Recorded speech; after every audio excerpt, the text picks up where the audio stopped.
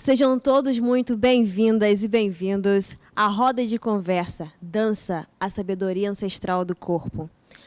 Uma roda de conversa promovida pela Casa Herança de Odudua para o projeto Tesouros Nossos Ancestrais. Estou aqui acompanhadíssima de duas convidadas maravilhosas, importantes figuras da dança carioca no nosso cenário atual. Bom, eu vou introduzir a essas biografias extensas que elas têm, para que vocês possam entender um pouquinho de quem eu estou falando. Estamos aqui com Sabrina Ginga, é cientista social formada pela UERJ, especialista em direitos humanos de anos na UFRJ, passista da Salgueiro há 10 anos, cofundadora e ex-diretora de dança no coletivo musical Afrofunk Rio, dançarina e diretora artística no coletivo musical Have Baile. Já atuou como produtora cultural, professora de dança, analista do governo do estado do Rio de Janeiro. Atualmente, atua como CEO do projeto Samba Pretinha, como embaixadora e professora do projeto de dança Afro Vibe Dance Workout. Idealizadora do vídeo A Mulher do Fim do Mundo, versão Omulu, e atua como assistente de direção na produtora Kinofilmes. Em 2018, fez a sua primeira turnê internacional de aulas de dança pela Europa, com o projeto intitulado Ginga Tour, referente a aulas de funk e samba carioca. Muito obrigada pela sua presença, Sabrina. Obrigada. Além da Sabrina, também temos aqui Thaisa Machado. Thaisa Machado é multiartista que curte experimentar formatos e já atuou como apresentadora, roteirista, pesquisadora, atriz e produtora. Foi aluna da Escola do Espetáculo Carioca e integrou o grupo Tá na Rua durante 5 anos. Em 2014, fundou o Afrofunk Rio, plataforma de ações e conteúdos para o movimento funk, que atua principalmente em dança, com foco em equidade racial e de gênero. Concebeu o espetáculo A Mulher, que inventou a dança em 2019. Em 2020, foi tema da coletânea Cabeças da Periferia, com o livro Afrofunk e a Ciência do Rebolado, da editora Cogobó. Também, em 2020, apresentou o podcast No Passinho do Funk, uma parceria entre a Condzilla e o Spotify, e participou como comentarista especialista no documentário Anitta Made in Honório, da Netflix. Muito obrigada novamente, Thaisa. Obrigada. Gente, essa roda ela tem como propósito explorar todos os aspectos em relação ao nosso corpo e à nossa ancestralidade. Temos, então, Tesouros Nossos Ancestrais como uma perspectiva iorubá, porém ampliada para outros aspectos culturais da nossa diáspora. Nesse sentido, eu vou dar início à primeira pergunta que eu queria, por favor, direcionar a Sabrina. Bom, ao pensar nas potencialidades do corpo e no que isso reverbera, quais são os principais elementos que você busca compreender e desenvolver no seu trabalho, Sabrina? O meu trabalho ele é um trabalho de possibilidades. Eu crio possibilidades através do corpo, eu sempre deixo isso muito claro nas minhas aulas, e isso também é sempre muito claro na minha performance em palco, no meu trabalho, de maneira geral, até no meu trabalho teórico, né? Eu venho sempre na questão da criação de possibilidades mesmo, através do corpo, assim. A minha trajetória, que é uma trajetória de possibilidades fora da curva de uma mulher negra carioca, pobre. Então, a minha maior ferramenta de trabalho é sobre criar possibilidades, né? O corpo, ele fala, a gente esquece que o corpo fala. E é muito complicado, porque eu danço desde que eu me entendi por gente, eu construí o meu afeto através da dança, né? Os meus pais me estimulavam a dançar quando eu era criança, e hoje eu sei que eu construí o meu afeto através da dança. Então, para mim, a dança sempre foi muito presente, mas essa não é a realidade da maioria das pessoas, de não entenderem o seu corpo. Para mim, é muito fácil entender o meu corpo, entender o que ele precisa, entender o que eu preciso através dele, mas eu sei que isso não é uma ferramenta para todo mundo, né? E, então, o meu trabalho vem sobre criar essas possibilidades de conhecimento através do corpo mesmo e de se entender mesmo, sabe, através do corpo. E tudo a partir da ótica e da perspectiva da dança. As ciências sociais na minha vida, a antropologia na minha vida, ela entra também nessa possibilidade de criação de possibilidades de novas narrativas e usando o corpo como ferramenta. Incrível, Sabrina, incrível. A dança como forma de existência no mundo. Como forma de existência mesmo. A gente se desconectou de muitas coisas, né? E a gente se desconectou do nosso corpo. A nossa sociedade atual capitalista e eurocêntrica, ela é muito desconectada do corpo e da mente de maneira geral, né? E a nossa herança, a nossa origem, ela é uma origem, uma herança que dança, né? Nós dançávamos para fazer tudo. A dança é parte de um ritual para cozinhar, para guerrear, para caçar, para fazer tarefas mais simples do ser humano, do dia a dia das pessoas. Perfeito, Sabrina. Muito obrigada. Thaisa, a mesma pergunta para ti. Quer que eu repita? Pode repetir, por favor. Com certeza. Thaisa, ao pensar nas potencialidades do corpo e no que isso reverbera, quais são os principais elementos que você busca compreender, desenvolver no seu trabalho? A minha resposta acho que vai muito na direção da resposta da Sabrina também. A ideia é criar possibilidades de a gente ver novas narrativas sobre o corpo, né? A gente foi criado com essa filosofia mais eurocêntrica sobre o corpo. Pensar que dá para a gente entender o corpo de outra maneira e que isso também não é uma coisa que está estática no passado. Ela é fluida e ela é viva agora também, né? O afrofunk, por reunir muitas mulheres que querem ter uma conexão com o corpo numa direção que vai no antipadrão branco, vamos dizer assim, usam muito uma tag para falar do trabalho que é tipo empoderamento feminino. Afrofunk, empoderamento feminino. Eu não gosto tanto dessa tag, porque parece que a gente tem alguma fórmula que não é real. A única coisa que a gente faz é que, quando a pessoa chega lá, ela passa a ver a dança, ou a gente apresenta a dança, por uma lente afrocentrada e iorubá. E aí, esse conceito iorubá sobre o corpo, ele já vai desmascarando alguns monstros que a gente foi criada assim, né, com eles, assim, assombrando a gente. E o formato de corpo é um deles. A hipersexualização, né? Não tem hipersexualização numa sociedade que entende o corpo como prioridade e o movimento do corpo como prioridade. Se a gente pensar, sei lá, um dos deuses que a gente mais cultua na filosofia iorubá é o movimento, né? É Exu, que é o deus do movimento. Então, o movimento do corpo ele nunca é um pecado dentro da ideia iorubá.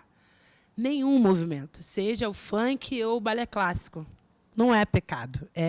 Muito pelo contrário, é você tendo a possibilidade de se conectar com o seu corpo e pensar nas possibilidades que ele tem. E aí, sejam elas, sei lá, sociais, espirituais, são muitas. É muito amplo o lugar da dança, a autoridade que a dança tem na filosofia iorubá. Perfeito, Thaisa. Excelente. Isso me remete, inclusive, quando você fala sobre a questão da narrativa, a Chimamanda, que é uma escritora nigeriana que fala sobre o perigo de uma história única, né? E como é que essa potência da dança ela vai trazer à tona outras possibilidades de narrativa sobre o nosso corpo, né? Então, muito incrível essa colocação. Muito obrigada. Sabrina, vamos lá. Então, tendo em vista a dança como um instrumento de reconhecimento e de empoderamento no que tange a mulher negra, quais são os aspectos que vêm à sua mente, primeiramente, ao pensar na autoestima desta mulher especificamente falando? Como a Thaisa falou, como aqui no Brasil a gente tem uma influência muito grande da filosofia iorubá, né, tá muito presente no nosso dia a dia, eu, enquanto mulher negra, a partir da minha observação da cultura popular negra carioca, trabalhei a minha autoestima. O meu foco, um dos focos do meu trabalho, um dos focos da minha fonte de inspiração é o Carnaval Carioca, e foi no Carnaval que eu construí a minha autoestima.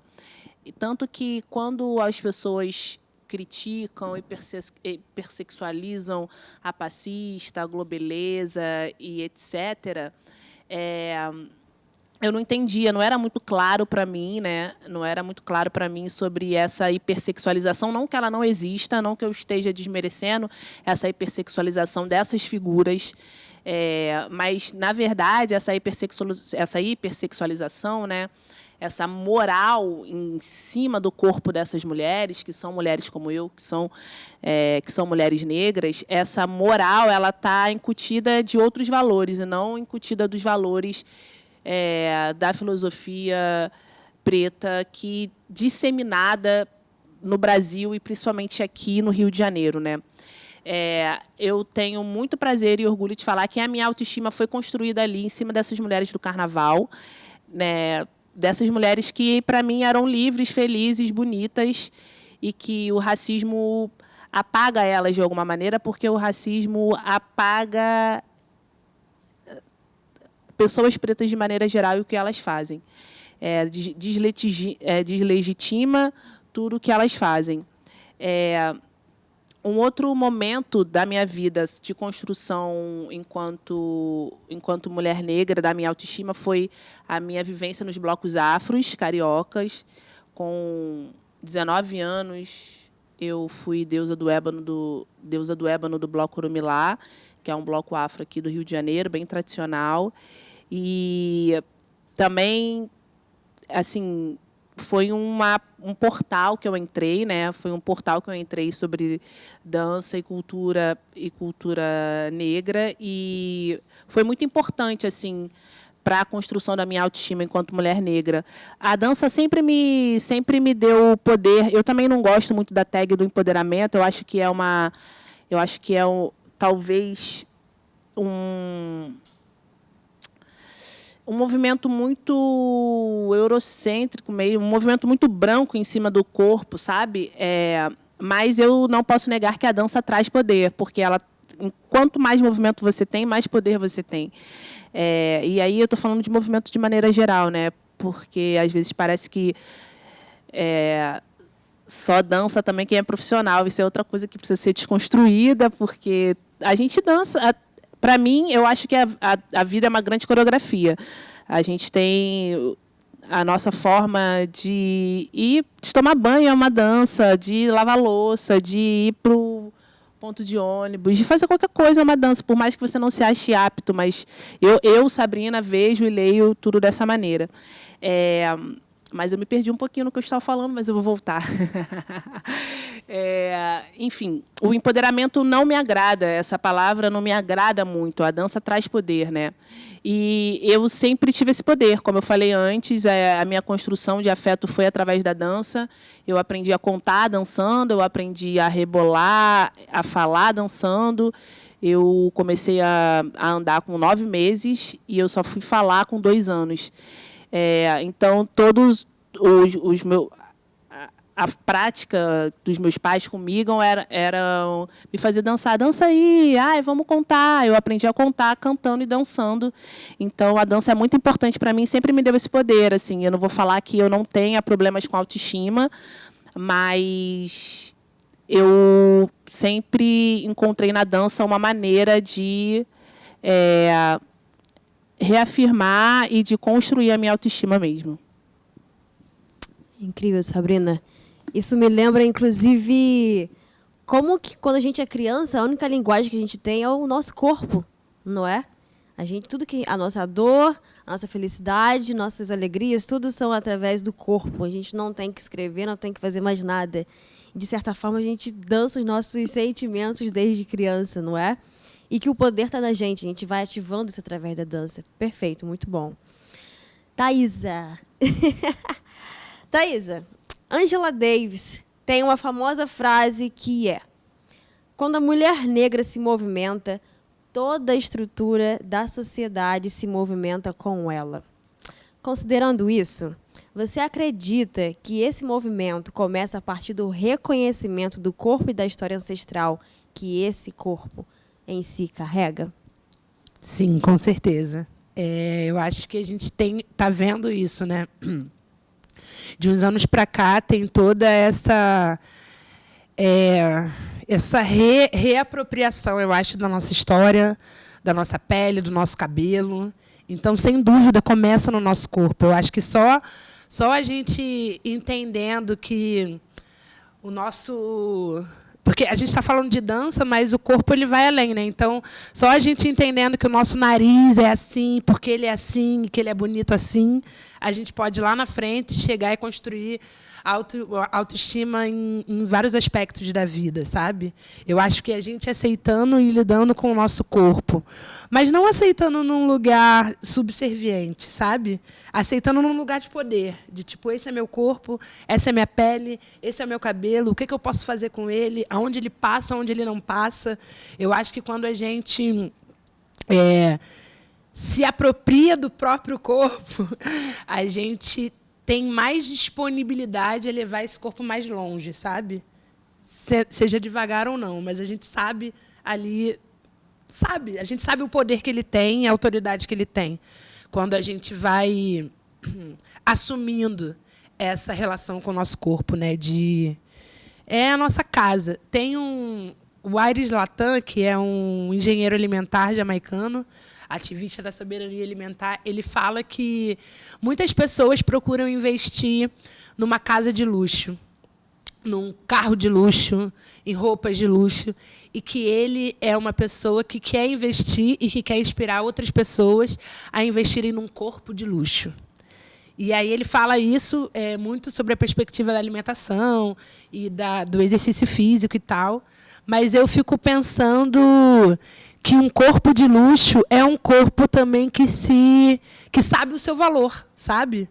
É um corpo que fala assim, não, peraí, não é tão assim.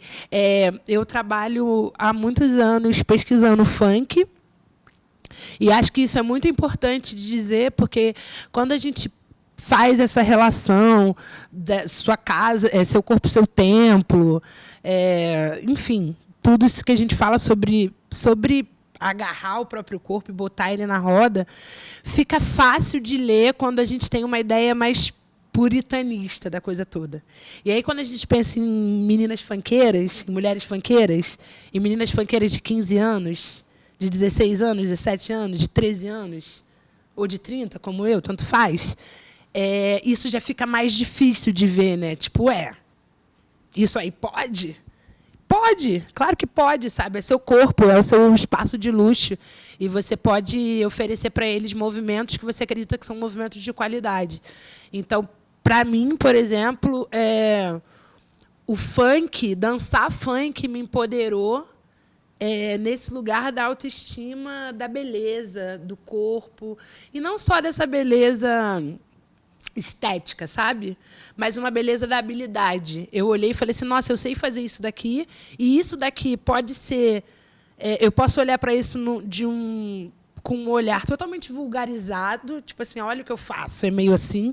Ou eu posso olhar isso de outra maneira, assim. E foi assim que eu me conectei com outras amigas, outras profissionais, e desenvolvi meu trabalho junto com elas, porque pensando... Cara, isso daqui pode ser muito poderoso. E as pessoas podem querer aprender alguma coisa a partir disso daqui, porque isso daqui é muito popular. Então, a minha vida, a minha história pessoal, o meu empoderamento financeiro, emancipatório, todo foi a partir desse passo em relação a olhar o meu corpo como um espaço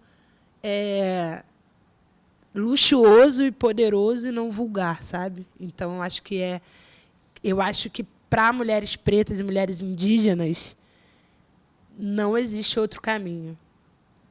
Não tem, eu acho. Perfeito, incrível. Perpassa muito pela descolonização do corpo, que é, inclusive, a próxima pergunta. Perfeito. Essa pergunta é para vocês duas, tá? Aí você coloca mais algo que você quiser posteriormente, tá? Vou para você, então, Sabrina. Diversas culturas africanas para o Rio de Janeiro. Como o corpo e a mente diaspóricos são descolonizados através do funk carioca? Uau! Então, o funk carioca ele é orgânico, popular, né, oriundo das favelas do Rio de Janeiro, das comunidades do Rio de Janeiro. E ele é também a expressão contemporânea de um corpo ancestral em movimento. A gente tem uma separação de tempo, né, de passado, presente e futuro, que, na verdade, é um tempo só. O tempo é um só. O tempo ele é um só. A gente separa isso, a gente aprendeu a separar, mas o tempo é um só. O corpo é um só. O movimento é um só. Eu me lembro que quando, no passinho, dentro do movimento do passinho, a galera começou a fazer frevo, eu falei, meu Deus, eles estão fazendo frevo. E eu falei, caraca, como é que isso apareceu aqui? Dentro da minha trajetória de dança afro, eu via eles fazendo várias coisas. Assim, quando eu digo eles, eu me distancio desse movimento, porque eu não sou uma dançarina de passinho, né? É preciso entender que tem os dançarinos de passinho, as dançarinas de rebolada, como a gente chama. Eu não sou uma dançarina de passinho. E o movimento mais latente dentro do funk é o passinho, não desmerecendo a rebolada, não desmerecendo os outros movimentos. E eu via quanto que tinha também ali dentro do corpo deles e do movimento deles, que muitas das vezes eram evangélicos e nunca tinham visto movimentos ou práticas religiosas de origem de matriz africana, e estava ali no corpo deles, né? Tem um filme muito interessante que se chama Rise, que é um filme que fala sobre o movimento crump do hip hop. É um filme muito lindo e o diretor faz esse... Ai, meu Deus, eu não esqueci a palavra, mas o diretor faz essa comparação entre movimentos de alguns territórios africanos com adolescentes dos Estados Unidos que dançavam crump, e eles nunca tinham ido lá, aquele território, eles nunca tinham ido àquele país, e eles faziam exatamente os mesmos movimentos. E, para exemplificar isso, é muito simples, porque é igual quando um bebê, né? Eu não sou mãe, mas eu sei que sempre, quando a gente é criança, a gente costuma falar assim, está dormindo igual o pai, está dormindo igual a mãe, né? O bebê faz esse movimento, que é inconsciente, está dentro do corpo dele, e a gente faz esse movimento, a gente dança há muito tempo, desde o começo dos tempos, e a gente continua dançando, e o funk carioca ele nada mais é do que a continuidade da linha do tempo. Daqui para frente, lá na frente, ele vai continuar, ou vai surgir outro movimento, e vai vir outras coisas, e é isso, ou ele vai acabar, como já acabaram outros movimentos, ou ele vai continuar. E o funk carioca, o corpo carioca, é um corpo que me seduz muito, é um corpo que eu sou muito apaixonada, assim. Eu sou muito carioca, gente, uma coisa horrível, um negócio horrível, assim, muito carioca mesmo. Eu achava que eu era carioca, mas aí quando eu saí do Brasil eu falei, caraca, sou muito carioca. E eu sou muito encantada pelo movimento do carioca mesmo. Muito bom, 350% carioca. Caraca, muito horrível. Incrível. Thaísa. Nossa, é exatamente isso, assim, né? Acho que nem precisa falar nada. Mas isso que Sabrina estava falando sobre o tempo, eu acho muito interessante, porque na divisão na sabedoria iorubá, o tempo ele é dividido em duas dimensões, né? O Orun e o Aie ou Aie? Sempre fico na dúvida de como se pronuncia. Aie ou Aie, né? Vamos aí. Mas então tem esse tempo que é o tempo assim do encantado, vamos dizer assim, mas seja generoso com essa palavra, não precisa deixar ela pequenininha não, né? Onde estão os orixás, os nossos ancestrais, tudo mais, e aqui onde a gente está vivendo a nossa vida, vamos dizer assim. E quando alguém toca e alguém dança, é o momento que a gente cruza essa linha do tempo, né? É quando os nossos deuses saem de lá e vêm aqui, ou a gente vai lá, ou tem uma breve projeção do futuro, ou você sabe um pouco mais sobre o passado, enfim. Tem uma fenda no tempo que é aberta a partir da música e da dança. Eu acho que eu acho que a sociedade que tem essa visão, o corpo tem uma outra autoridade, a dança ela tem uma outra autoridade, sabe? Ela quebra barreiras temporais, é muito poderoso assim. E essas barreiras temporais, na verdade, elas só estão dizendo exatamente o que a Sabrina falou, assim, eu também acredito nisso. É um rio que corre assim em volta dele mesmo, né? Então o tempo ele continua ali e o movimento ele foi importante para a gente no passado, ele é importante para a gente no presente, ele vai ser importante para a gente no futuro, porque ele é importante para a gente e simples assim, sabe? E se a gente educa os nossos filhos a partir do movimento, né? Tem um ritual, tem vários, mas tem um que eu gosto muito, que eu gosto muito de falar. Ele não é iorubá, ele é da Tanzânia, ele das pessoas que falam Swahili, né, do povo Swahili, e é o Ingoma Yanidani. O Ingoma Yanidani ele é um rito especialmente feito para as mulheres, onde você vai, quando uma menina, a gente entende que aquela menina está pronta para virar uma mulher, né, na menarca, na primeira menstruação dela, ela vai a primeira vez para o Yanidani, só que ela vai ao longo da vida, ela vai muitas vezes assim. E são ritos que são feitos para ensinar essas meninas a terem domínio da atividade sexual. Só que o domínio da atividade sexual, ele não para ali na atividade sexual, não é uma coisa que tem a ver só com a atividade sexual. Você ter domínio sobre a atividade sexual é você ter domínio sobre o seu corpo dentro da sua casa, é você ter domínio sobre a direção que a sua família vai tomar e também te preparar o seu corpo para o momento da gestação e do parto, para você ter um corpo onde a sua musculatura está acostumada com movimentos que você vai fazer, onde a sua musculatura está preparada para se expandir e depois se contrair, coisas que vão acontecer ali naquele momento do parto. E também, para quando você tiver uma primeira relação com um homem, essa relação ser menos traumática para você, ser menos dolorida para você. Então, tem vários ensinamentos que acontecem no Ingoma Yanidani, e o Ingoma Yanidani, falando de um jeito bem simplista, é você ficar rebolando com umas velhas do que você. E, a partir daquela movimentação, daquela dança, elas vão te ensinando as coisas e você vai aprendendo no corpo, você vai treinando o corpo e a musculatura do corpo para aquilo ali. A gente não está na Tanzânia, né? Nós não somos suahilis, mas eu fico pensando o quanto essas práticas rebolativas femininas elas estão vivas de várias maneiras, né? E eu acho que no funk carioca ela está muito viva também.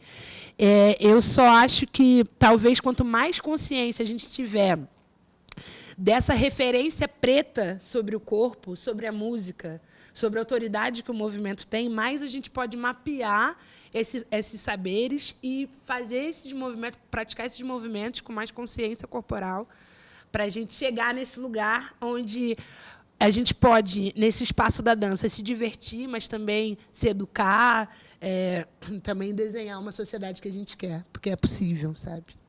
Então, acho que o funk tem essa conexão que, mesmo que não seja consciente, no movimento ela está muito viva. Assim. Uau! Estamos aprendendo muito aqui hoje. Incrível! Muito obrigada, meninas. Colaborações incríveis. Uau! Eu vou para o último ponto, tá bom? E é para vocês duas a pergunta também. Ela é um pouquinho mais extensa, então se atenham um pouquinho ao texto que eu vou desenvolver, tá bom? Vamos lá. A dança não deixa de ser ancestral e até uma forma de comunicação e ligação entre a diáspora e as suas origens. Vide a aproximação entre as danças afro-brasileiras e movimentos pertencentes à matriz de danças africanas. Então, mesmo sem saber ou de forma inconsciente, passamos esse legado de gerações em gerações. Podemos, inclusive, pensar até mesmo na religião, uma vez que as religiões matrizes africanas acreditam em um Deus que dança. Tendo isso como base, como podemos potencializar a cura através da dança e o fortalecimento da diáspora com a sua história e origem? Sabrina. Ai, sempre conversou comigo, caraca. Não, é profunda essa questão e, enfim, sobre diáspora, a gente tem, voltando para Rio de Janeiro, a gente recebeu bastante pessoas escravizadas ali da região que hoje a gente chama de Angola, e a gente tem um corpo que dança muito parecido com o corpo angolano, né?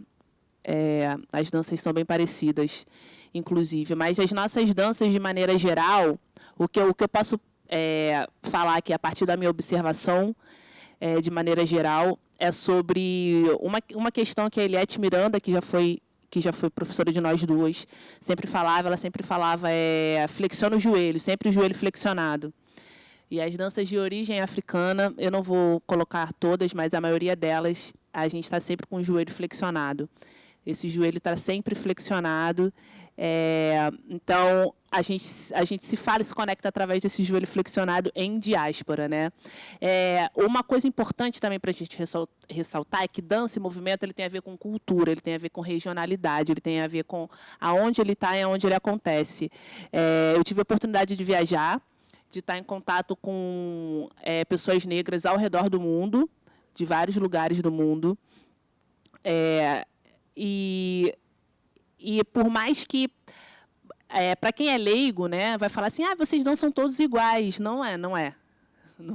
A gente não dança igual. Nós temos ali características que perpassam, conversam, porque nós estamos em diáspora, né? Aí a diáspora fala.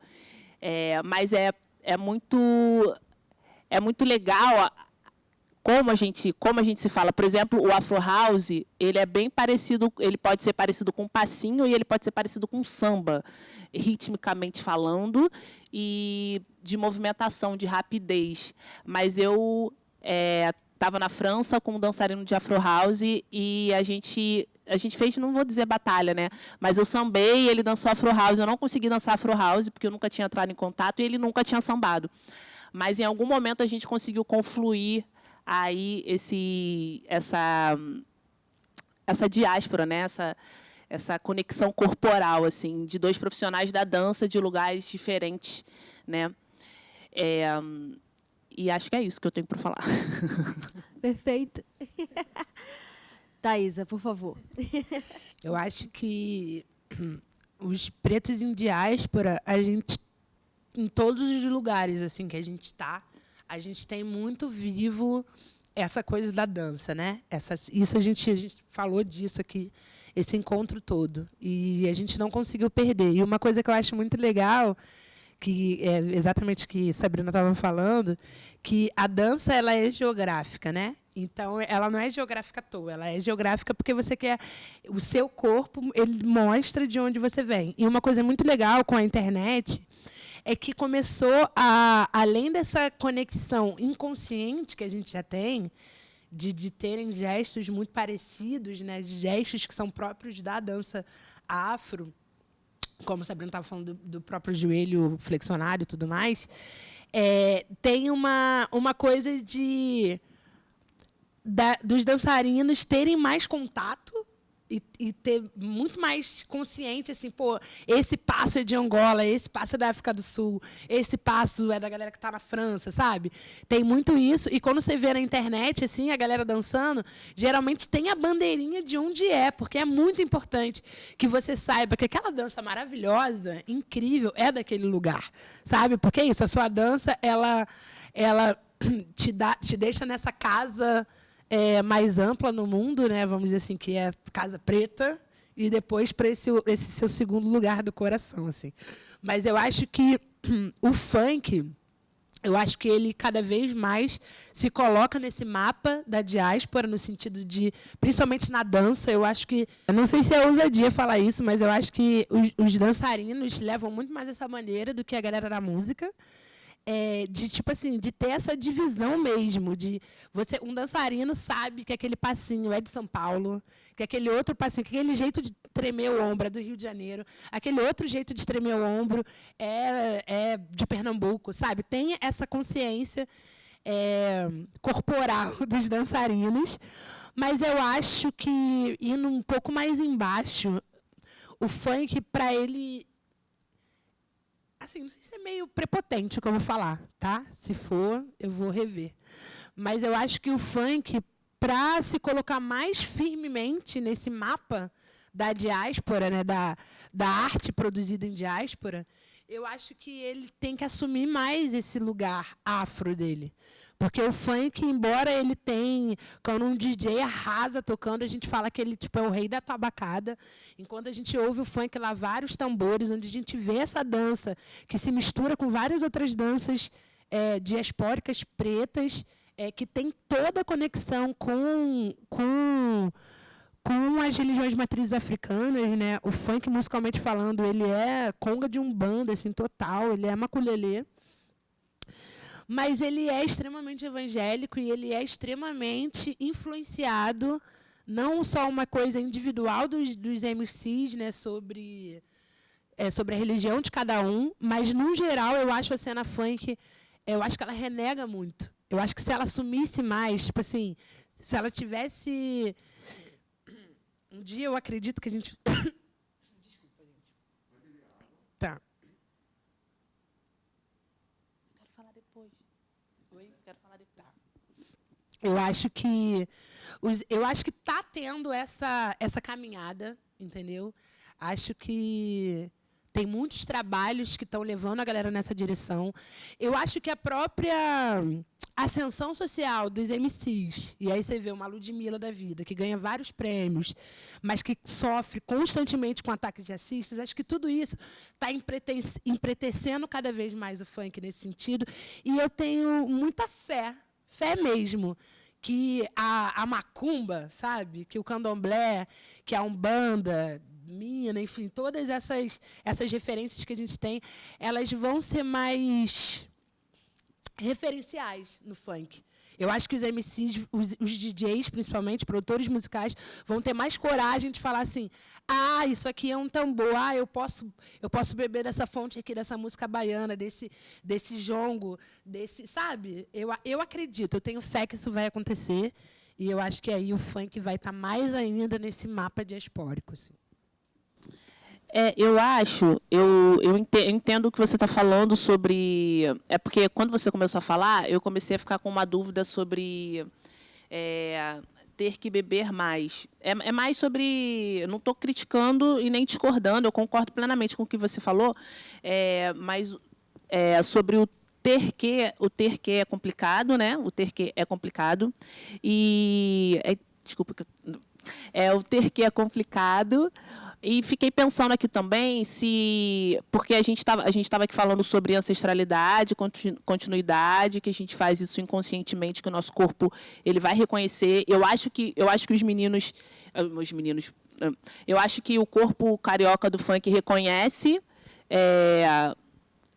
inconscientemente esse movimento do candomblé, né? Esse movimento que é nosso, esse movimento preto. Ele não nomeia, né? Mas aí você terminou falando sobre realmente essa questão de reconhecimento, essa questão de nomear, essa questão de pontuar que é daqui, é pontuar que eu estou usando esse toque, é pontuar que eu estou usando aquele toque, é pontuar que eu estou usando esse movimento aqui de Ansan, por exemplo, esse movimento aqui de Ogum, por exemplo, esse movimento aqui de Obaluaê, por exemplo, né? Eu acho que, eu não sei se o funk, eu estou aqui presumindo, né? Estou aqui fazendo projeções. Eu acho que o funk ele não vai ter, talvez ele não vá para esse caminho religioso como foram os blocos afros, como foi o carnaval. Fico feliz se ele tiver. Eu acho que está aumentando realmente, como você falou, né? O movimento do empretecimento, a internet está abrangindo e aumentando também a nossa conexão em diáspora, né? E o movimento diaspórico fora do Brasil, que é muito impressionante, que sempre deixa aqui, quando eu falo impressionante, as impressões que causam mesmo, sabe, na população jovem, de você ver um menino preto senegalês dançando, sei lá, em outro lugar, e aí você fala, caraca, que foda, ele dança pra caraca, quero dançar igual a ele, quero fazer isso, e ele é senegalês, e ele usa essa música senegalesa, e os afrobeats, essa música senegalesa, será que essa música senegalesa também já não fez parte... também já não foi repartida como é aqui, sabe? Porque aí é tudo fruto do racismo mesmo, dessa contemporaneidade que o branco tira, né, essa identidade assim, da gente. Mas era só uma reflexão mesmo, não era nenhuma nada dúvida, não. Era só pensar a partir mesmo, pensar a partir disso, dessa construção também. Porque a religião também está mudando, né? A religião também muda, também tá em constante mudança, assim. Estou com muito frio, estou tremendo a boca, é melhor falar. Tá nada, falando super bem. A gente pode? Pode? Não, eu acho muito bom isso que Sabrina está falando, e realmente terquia não foi a melhor maneira, mas eu acho que é isso que você falou sobre nomear, entendeu? Independente de se conectar com a religião, é sobre ter consciência de que aquilo vem daquele lugar, sabe? Muito além do candomblé, mas África mesmo, sabe? Porque tem um funk especificamente, ele já é bem antigo, acho que ele não marca nada, mas me marca muito, que tem um funk que fala assim, isso aqui não é macumba, não se assusta, só mexe o bumbum. Esse funk, ele me marca de um jeito assim, de tipo, tudo bem até avisar que não é macumba, porque não é macumba, é funk. Funk é funk, macumba é macumba. Mas por que precisa avisar que você não precisa se assustar, sabe? E aí, quando você vai num baile e vê a atividade das igrejas evangélicas, os pastores nos bailes, e aí tudo que se desenrola e que não tem a ver com funk, mas que está acontecendo nas favelas, sobre, né, a proibição dos terreiros e toda essa coisa, então eu fico numa esperança, acho que muito pessoal também, de tipo assim, não, gente, vamos levantar isso aí e dizer que nós somos atabaque, tá ligado? Mas é o que a Sabrina estava falando, assim, é inconsciente, né? Não sei se necessariamente vai ser consciente agora. Incrível, meninas. Muito obrigada. Eu acho que a gente está perpassando por um ponto que é essa geografia das narrativas, né, de matrizes africanas, e como é que essas narrativas estão se conectando à diáspora, para que essa junção de movimento ela descolonize nossos corpos e mentes, como descendentes diaspóricos, né? Então, eu queria agradecer profundamente a presença de vocês. As falas de vocês são preciosas e eu espero que muitas pessoas possam escutar toda essa chuva de sabedoria que a gente está tendo aqui hoje. Muito obrigada, Sabrina. Muito obrigada, Thaisa. Obrigadíssima. Vou deixar um espaço para vocês falarem pontos finais, colocarem suas redes sociais, divulgarem o trabalho de vocês, coisas novas que vocês estão fazendo, desenvolvendo, para divulgar aí o trabalho de vocês. Fiquem à vontade. Thaisa. Quero muito agradecer, Manoel, o convite. Um prazer estar aqui, um prazer estar com a Sabrina também. A Sabrina É uma pessoa muito importante para o Afrofunk, né, que construiu o Afrofunk junto comigo.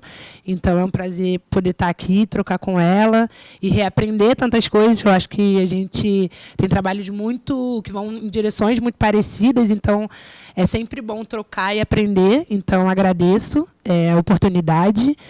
E para achar o meu trabalho no Instagram, eu estou com o meu apelido, que é chefona mesmo.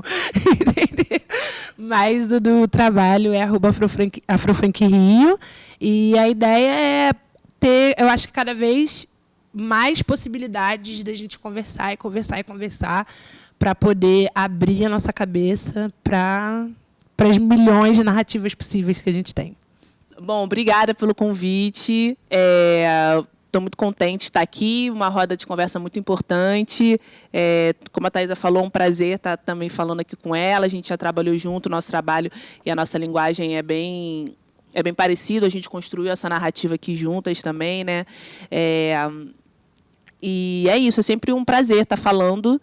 Gosto bastante de falar, mas também gosto bastante de dançar. E o meu trabalho, meus arrobas, tudo é sempre Sabrina Ginga Instagram, Facebook, YouTube. E é isso daí. Bom, muito obrigada pela presença de todos vocês que nos acompanharam até aqui. Continue acompanhando também as nossas redes sociais, @Casa Herança de Odudua, #Tesouros dos Nossos Ancestrais. Tem muito mais coisas a virem aí, ok? Agora nós vamos falar uma frase muito importante dentro da cultura urubá, Otixexê, que significa grandes coisas estão por vir. Eu vou pedir para a Thaisa e para a Sabrina me acompanharem. Vamos lá, meninas? 3, 2, 1. Otixexê.